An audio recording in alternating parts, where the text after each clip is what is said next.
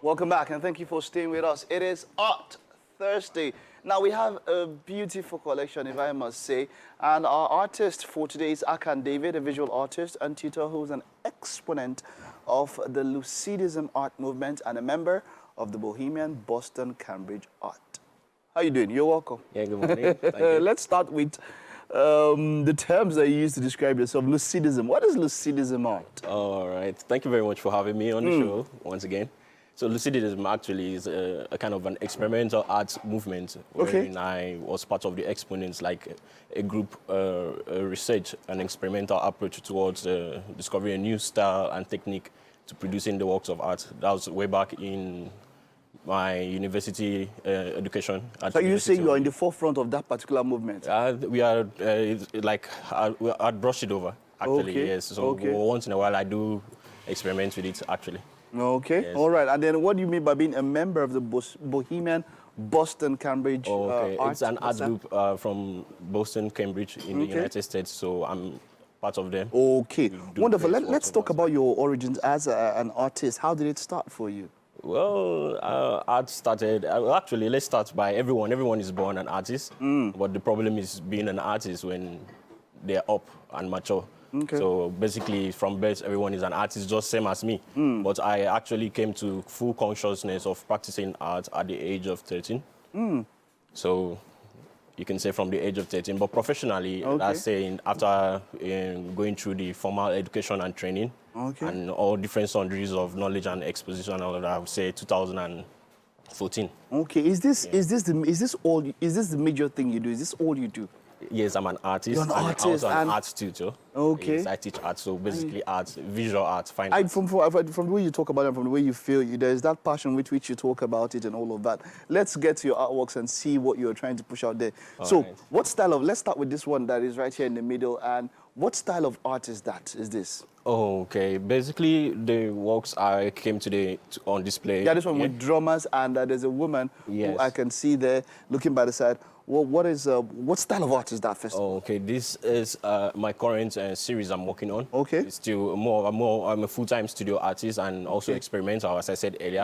And my works of art strive based on African culture, the folklores, and, you know, just Africa at heart. And although I do delve into other subject matters based on my personal feelings and, you know, expressions. But this basically has to do with the technique called scravito.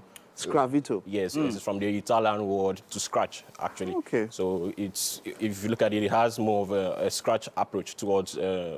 What's the medium used? The medium, yes. It's a mixed media medium. Okay. I'm using both acrylics, oils, some, you can see some collages on some of the pieces there, some glitters and It's wonderful. What's the piece titled? Okay, this one here on the screen there. Yes. It's titled She Won't Dance. Why don't she know what to dance? Yes, that's the question. Why don't you know what to dance? That's the question. I'll leave it to the observer. To the observer. I love that art pieces make you think, you know, there is no definite answer to a question. So it all depends on how you view it and how you see it. Yes, that's true. I love it. That's very right. Now, one of my favorite pieces is the one with the lion and the mane and all of that. Yeah. Of course, we know we love the lion and what it represents. Yeah. Talk to us about that painting. Does it have a title? Yes. What's the title? I call it Tales by the Moonlight. Tales by the Moonlight. Wonderful, wonderful. You know, it's very common in the African culture. Different, you know, Africa is a very large continent with multi-ethnic cities. Exactly. I can see the tortoise. But you can see, So we're all aware of the normal folk tales by the moonlight. That culture, whereby, you know, the elders used to sit the younger ones under the moonlight and give them tales of morals and, you know, stories to uplift their spirits and character. So I'm trying to put that up there on canvas. The lion and the tortoise basically were mostly the key figures. They are. The tortoise for the intelligence, the lion being the king of a jungle. Yes, and of the jungle and all. Yeah, you can also see an old and see the gathering of the tribe. They're seated there, maybe around possibly the eldest or the wisest in the tribe, you know, sharing the... Is it the same medium for the previous painting? Yes, okay. Yes, it's an acrylic paint? It's still the same technique and medium. Yes, it's a series I'm currently working on. You know, we as artists, or me as an artist,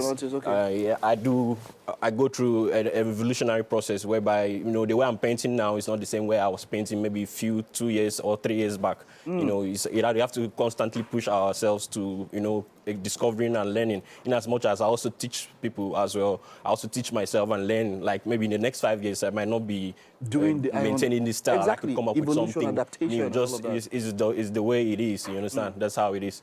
So this is my current. Now, let me ask a question before we get to this. What does art do to you as a person? Art What does it do to you?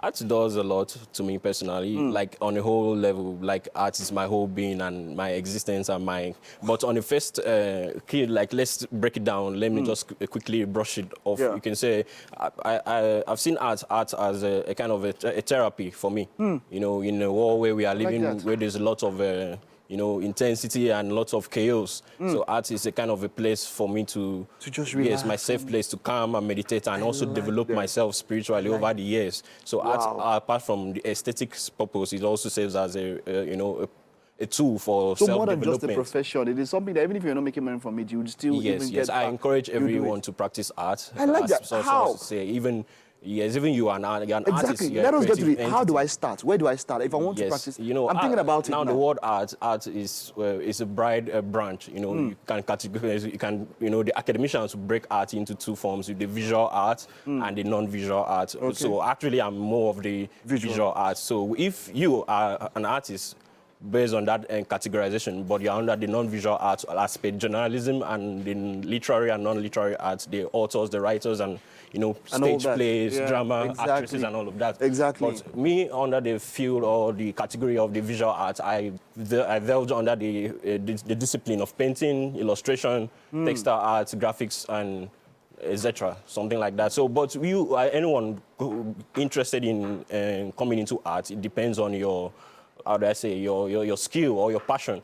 You understand? But if you want to come into the visual art, which is still good, because it helps to also, you know, develop, how would I say, the psychomotive skill. That's the eye and hand coordination, which you will need basically in every forms of life. Whether you want to be a doctor, you know, the use of those precise tools to, you know, you want to do a dissection by the use of the pencils. Not everybody can express that coordination. The coordination, Not yes. everybody So can express it. art will help you to grow. Oh, if you have okay, a I good like tutor. this. Like that's what is what I'm really all about. You know, I teach people, even if most people have seen students and people who came and say, I don't know how to draw, and really they didn't really. But everyone can draw, as I said earlier. But the problem is, you know, you can find a good mentor and someone that can, you know, bring out that. Yeah. But so it might take let me time. just But if you let's have the wrap passion, with this. It's interesting talking to you. Yeah. From a neophyte, somebody who doesn't know, how long do you think it might take with under your mentorship to at least for someone to see what the person can do and appreciate it? Okay, yeah. Let's Nice just one. say Realistically speaking, it's best to catch them young, as they say. Yeah. When you catch them from the younger age, like from, you know, even we have different developmental stages in art. Naturally, if you were to live a natural human being, like without being influenced by certain environmental factors and all, like every child is an artist. I said, if you leave them with the tools, you see them, they pick up pens, marker, lipstick, whatever they have to scribble. So that's the early stage of display of art. That's to show you man is natural and artist. The child has not been to any exhibition, he doesn't even know what he or she is doing at that point, but there's an instinct for man to express himself or through lines. So you find out the early stage of, like, from the age of 2 to 4 is scribbling, you go towards the pre-schematic, you go down to the schematic, you go down to the gang stage, and finally to the pseudo-realism.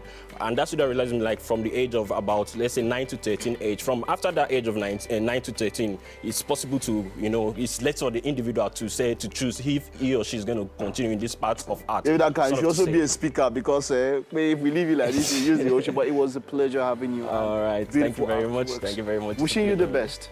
Well done. All right, that's it. A wonderful art display this morning. Lucidism. I love the way that sounds.